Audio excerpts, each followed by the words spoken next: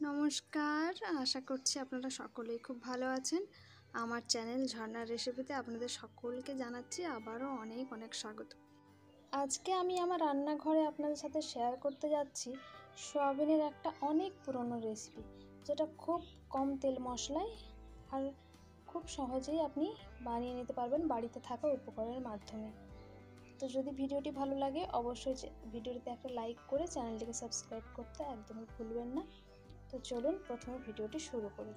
সবার প্রথমে আমি এখানে একটা পাত্র বসিয়ে নিয়েছি, যার মধ্যে দিয়ে দিচ্ছি সামান্য পরিমাণ জল সয়াবিনটাকে সেদ্ধ করার জন্য। আপনারা চাইলে ঠান্ডা জলেও এটাকে 10 মিনিট ভিজিয়ে রাখতে পারেন। তো আমি এখানে গরম জলে সয়াবিনগুলো দিয়ে দিয়েছি, এটা তাড়াতাড়ি হয়। এবং দিয়ে দিলাম সামান্য পরিমাণ লবণ, দিয়ে খুব ভালো করে নাড়িয়ে 2 মিনিট মতো জাল করে নিয়েছি। সয়াবিনটা খুব ভালো করে সেদ্ধ হয়ে গেছে। এবার এটাকে নামিয়ে নেব। এই পর্যায়ে নিয়ে নিয়েছি একটা কড়াইয়ের মধ্যে দিয়ে দিচ্ছি সামান্য পরিমাণ সাদা তেল। তেলটা সামান্য গরম হয়ে গেলে এবারে এর মধ্যে আমি কেটে রাখা আলুগুলোকে দিয়ে দেব। আলুগুলো আমি কিউব করে কেটেছি, আপনারা ছোট করেও কাটতে পারেন। এবার আলুগুলোকেও খুব ভালো করে ভেজে নেব, যার জন্য দিয়ে দিচ্ছি এখানে সামান্য পরিমাণ হলুদের গুঁড়ো আর দিচ্ছি সামান্য পরিমাণ লবণ। এবারে আলুটাকে খুব ভালো করে ভেজে নেব লাল লাল করে। প্রায় ওই 7-8 মিনিট মতো আলুগুলোকে ভেজেছি তেলে। এবার এটা হয়ে গেছে, নামিয়ে নেব আলুগুলোকে। আলুটার কালারটা যখন চেঞ্জ হয়ে আসবে হালকা, তখন এগুলোকে নামিয়ে নিতে হবে।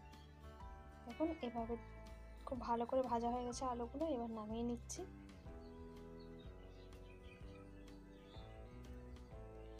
এবার ওই তেলের মধ্যেই দিয়ে দেবো সেদ্ধ করে রাখা সয়াবিন বড়িগুলো। আপনারা বড় সাইজের যে সয়াবিন বড়িটা হয় সেটাও নিতে পারেন, শুধু মাঝখান থেকে অল্প করে কেটে দিলেই হবে।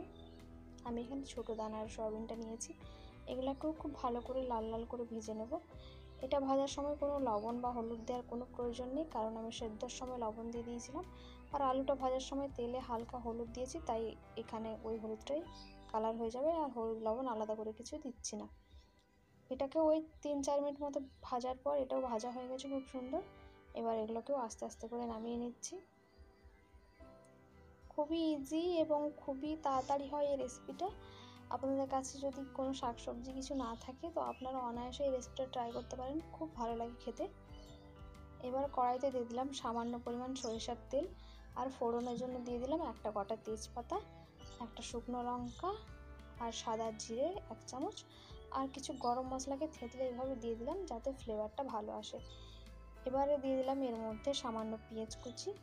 পেঁয়াজটাকে হালকা করে ভেজে নেব। পেঁয়াজটা যাতে তাড়াতাড়ি সেদ্ধ হয় তার জন্য এখানে দিয়ে দিচ্ছি সামান্য পরিমাণ লবণ। আবারও খুব ভালো করে মেশে ওই মিনিট 2 মতো ভেজে নিয়ে এবার ওর মধ্যে আদা রসুন বাটাটা দিয়ে দিলাম।